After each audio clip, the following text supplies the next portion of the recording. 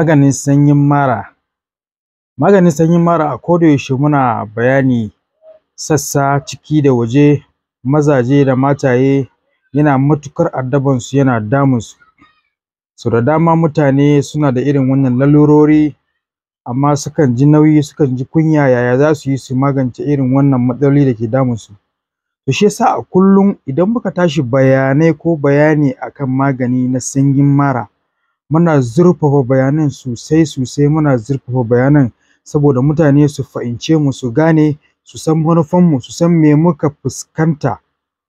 Misali a ce namiji kaga yana fama da ƙaiƙayi na matsi, wannan illa ne na sanyin mara. Yana fama da ƙaiƙayi na gaban azzakarinsa, wannan sanyi ne na mara. Ka ji kan azzakarinsa yana yawan kuraje ko da yaushe, yana susawa, yana jin daɗi wurin susawa, duk wannan illa ne na sanyin mara. So da dama za ka ga namiji ya zo wurin matarsa ina yayi sai ga abin ba yayi yanda yake tunani ba. Duk wa'innan illa ne, lalura ne na sanyi na mara.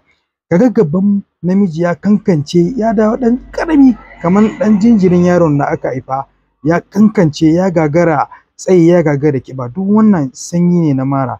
Ka ga mutum yana yawan aikata istimna'i ko da yaushe, yana wasa da gabansa, ka ga yana saurin kawo ruwa, yayi saurin inzali, duk wa'innan illoli ne shi yake haddasa wannan matsala na sanyi na mara. Shi yasa ko da yaushe mukan fito mu daɗa muku bayani a irin wannan lalurori da ke damun ku.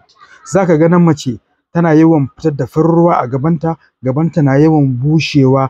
Ka ga in ta tashi yin al'adan ka ga yana wasa, yana tafiya, ya je ya dawo, ya je ya dawo. Wani lokaci ka ga al'adan yana zuwa da gudaje, wani lokaci ya ganshi baƙi ƙirin kamar an yanka mataccen zaki.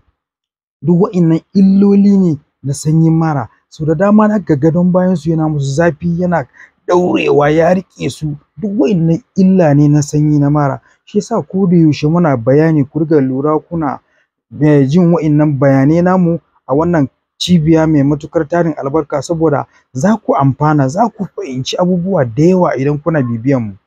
To don haka ne muka zo muku da magunguna wanda za ku haɗa na wannan lalura da ke damun ku. Wannan cibiya matuƙar tarin albarka, Al-Amin Traditional Medicine Center. To yanda za ku haɗa wa'innan magunguna, za ku samu albasa fara ko ja za ta yi, za ku samu lemun tsami, sannan za ku samu tafarnuwa. In kun samu tafarnuwa, za ku haɗa shi da wannan lemun tsami da albasa, ku haɗa shi, sannan za ku samu zuma, ku haɗa. Duk wa'innan abubuwa ne wanda za ku haɗa su ku yi magance wa'innan illoli na sanyin mara da ke damun ku. Sannan in aka samu namijin goro a haɗa da shi. Idan kuna son ku bincike mu ko kuma ku samu wani ƙarin bayani na wannan cibiya mai matuƙar tarin albarka, na wannan lalura da ke damun ku, za ku yi magana da mu a WhatsApp. Sannan in kun yi magana da mu a WhatsApp, za muku bayani ne za ku haɗa magungunan nan ku yi amfani da shi. Za ku yi subscribe, ku yi liking, ku yi following, mutane da dama za su amfana. Da fatan Allah ya taimaka, Allah ya ba mu nasara.